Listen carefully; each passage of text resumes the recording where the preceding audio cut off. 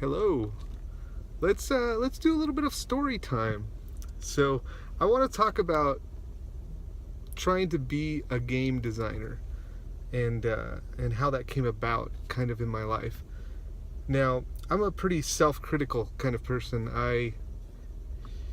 I judge myself based on this kind of imaginary matrix in my brain of truths, and this is kind of stuff that's been made up through my growing up, and so I have these different ideas about how things should be and what I should be like, and so I'm constantly testing my thoughts and my motivations, and hey, did I do that for the right reason? Are you who you say you are? Are you doing that for this reason or for that reason? And so naturally, when I started to think about designing games, the questions were raised from my internal monologue, from the inside Jonathan, and the inside Jonathan is asking, what is this about? Are you think you're a game designer? Well, why would you say that? What makes you think that? What makes you think you'll be successful at doing that? Is this just some ploy, to do something else, to play games, or to be something that you're not? And so I know that voice sounds kind of miserable, right? I think you get used to it after a while, and it can be good. It can be good to keep me honest, because I have a tendency to justify things in my life, and I always want to do things that are worthy of being done, things that are worth my time, because everything comes at a cost of time. Time that I spend designing games is time that I'm not spending loving people well, or doing things that I might deem more important. So that stuff is I think we're getting a little bit heavy here in the sense of talking about this inner monologue that's happening inside my mind, and how it's kind of judging these inclinations that I might be a game designer, that I might want to do that. And so I don't want to go too deep in my mind. I feel like I could just expose myself in that way, and then it just gets weird, right? We're like 6 videos in. We gotta get to know each other a little bit before we start going too deep inside of here. But I just want to set up the context to talk about what got me thinking. When did this game design stuff start? And for me, surprisingly, it started when I was younger. I started to kind of trace it back, because I'm testing myself and saying, let's see, are you a game designer? When did this start to happen? Is it a new thing? Is it something that's been there? And I was surprised to find that it's something that has been there for a very long time. When I was younger, we didn't have a lot of money when I was growing up. I'm the oldest of 10 kids, and so my dad was always on the grind to try to keep food on the table. And so I don't want to paint the picture of complete poverty, even though I think there were moments of that in my childhood, but I would say we were poor, generally. But I mean, we still had like a Nintendo Entertainment System. We just had 3 games for it, where my friends might have like 15 games, we still had school clothes. We just bought them at, cheaper stores, stuff like that. So it wasn't complete poverty, but it was, we were, poorer than most people. We lived in a little desert town. And so all that to say, we didn't have a lot of toys and things just to keep ourselves entertained. We grew up using a lot more of our imagination to keep ourselves entertained, picking up sticks. I mean, a lot of kids do this, or they used to back in my day. Picking up sticks and wandering through the desert on kind of expeditions and whatnot. And so in using my imagination, in trying to figure out what they were is essentially games, right? What are we have constructs, we have rules that we put together, and this is how we play the game. If I hold my stick up and shoot you this way, that means you get shot, you know. And if you throw your tomahawk before I pick up my gun, then you get me, you know. There's these little rules, and it's a very loose kind of rule system, but it's a rule system. And you start to think about this imaginative play that we did when we were younger, and you start to see elements of game design in the imaginative play. It took a sharper focus when I started getting old enough to be resourceful. So what I would do is I would take cardboard boxes that were going to be thrown away, or that, I don't know why we'd have boxes in the house, but randomly you end up with boxes in the house. And what I would do is I'd ask my parents to buy me a set of Sharpies, and with those Sharpies and a ruler, I would make a board game out of that box. And one of the board games I made was called The Quest, and it was multiple boards. And so it was a roll and move game, because that's what I knew, you know, from Monopoly or whatever that my grandparents had that we played. I understood this mechanic, which was to roll dice and move your character, but I wanted it to be more of an adventure type of game where you go into dungeons and you pick up armor and this kind of stuff. I was into that kind of thing. Probably played a lot of Final Fantasy on the original NES. So I built this game. It was called The Quest, and it was multiple cardboard boards where you'd fall into a dungeon, you'd go in there, and there'd be these monsters that you had to fight when you landed on certain squares. And it was just a meandering kind of game. My brothers and I and my sister, we would play it for a long time. I mean, hours. And I'm trying to think of how old I might have been when that happened, when I did that. I might have been in the 5th grade, 6th grade. When I was growing up, I was one of the best drawers. I don't know, I don't want to say artist, but one of the best people who could draw when I was in 5th grade. And so I would use that to draw things on my boards and stuff like that. I later took a different path, right? I didn't become an artist. I didn't nurture that in myself. I kind of wish I had, now that I'm trying to design games, because I'd love to be able to do that. But I didn't nurture that. I think I have a good eye for composition, but I don't have the skills to develop artwork. So anyways, so I'd make this game called The Quest. I think I was like in 5th or 6th grade when I did that.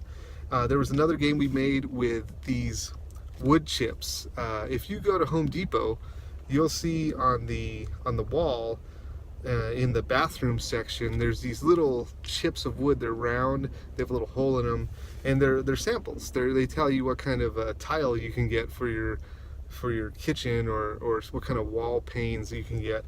And at the time, we used to go to Home Depot a lot because my dad would fix things around the house. We wouldn't obviously pay people to do that. Nowadays, I kind of pay people to do that because I don't know how that well, and my wife has a certain way where she likes to have things done professionally, and so if we can, we try to pay. And my dad would never do that. He would learn how, or he would do it, which is kind of a trait that I admire in him. And so he would be at Home Depot, and then while he was at Home Depot, we found these little wood chips, and we would take those. And I don't know if you're allowed to take those. I hope we weren't stealing them. That would be so bad. But we would take them, and when we would take them home, and we would take those Sharpies. Those Sharpies were like key to my game design toolkit. So the Sharpies and the ruler, man, I needed those.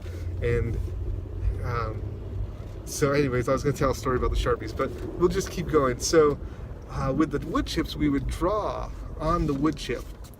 We would draw little characters, and then we would roll to battle each other. And we had dice rules. You know, if you roll certain dice, you win. These hands, right? It's kind of like a Yahtzee roll with hands, and the hands would win other hands. You know, like all ones was like the best thing you could roll.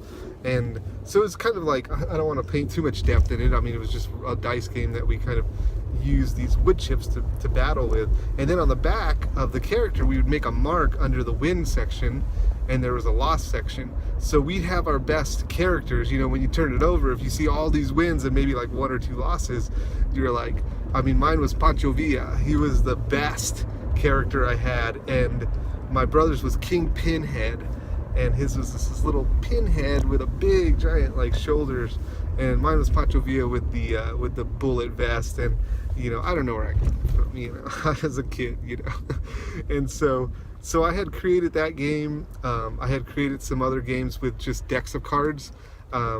It was kind of like War, but it was a wizard's game, and you would battle each other with different hands and different combinations of cards. But it was just using the regular 52 cards that you have in a deck. So as I was thinking about these different games that I made when I was younger, I was like, wow, it's kind of crazy, right? Because these roots go back to when I was in grade school, about making games, designing games for fun with my siblings, and then somewhere along the way, I think I kind of lost that in my view. Just gaming in general and stuff became less important. Probably as I hit puberty, I discovered girls, and I think that is what took most of my focus, probably. And so I know that when I was growing up, I didn't really play a lot of games. I played a Christian card game called Redemption, because we weren't really allowed to play Magic the Gathering. And so some of my friends would play Magic, but some of my friends would play this Christian card game with me. And other games I played was just like Monopoly and Sorry and stuff like that. And so it wasn't until I moved away, and a long time later, after I started my first business, that I was really stressed out about work, because I was working 2 jobs, growing this business and this kind of stuff, and I needed something to de-stress. So I was looking for a de-stressor, and that's when I ended up picking up Magic the Gathering. This was maybe 7 or 8 years ago, maybe even more now, maybe 10, I don't remember. But that's when I started to play that, and then in playing that, it opened up other games. When you hang out with all these guys who play Magic, they start talking about D&D, they start talking about all these other kind of games that you want to play. And I noticed while playing Magic that I love to design decks. I love to be a brewer. I love to take the system and reconfigure it and test the limits and this kind of stuff. And those are kind of things that are very welcome in the thinking of a game designer. As a profession, I work in systems, so computer systems, particularly servers and how things connect. And I love systems. I love everything about systems. I love seeing systems. I like to disassemble them. I like to put them back together. And even in my theology, even in the study of God, I want to understand systems of there's this study called systematic theology, and it's that everything it fits in a place, and it feeds on each other and this kind of stuff. And so my thinking is very system oriented, and I feel like game design has a lot to do with systems. Most of games are systems of rules, systems of things. And so as I started to think about designing a game, that voice came in, and he was like, yeah, you're not really a game designer, you're a fraud, you're a phony. And then I started to trace back and see those different times where I create those games, and I started to see some different things in myself that I think would make me a good game designer. That desire to look at systems, to disassemble them, the imaginative play. When I was younger, in my imagination, I have a really wild imagination, and I don't really share it a lot because I think some of it's just far out, I just think about things and the way things connect, and people. When I see people on the street, I think about their story, and where is that person coming from, and what happened in their life, and what happened 5 minutes ago. What did they eat, and did they enjoy it, and did it take them back to a time in their childhood? And just my mind goes crazy with this kind of stuff. And so I have an imagination, and I want to express it in certain ways. And I think these game design ideas and developing games help me to do that. And so after I started to think about that, I answered the questions to the voice, the dissenting voice. You're not a game designer, you're a fraud. I said, you know what? I think I am. I think I might be.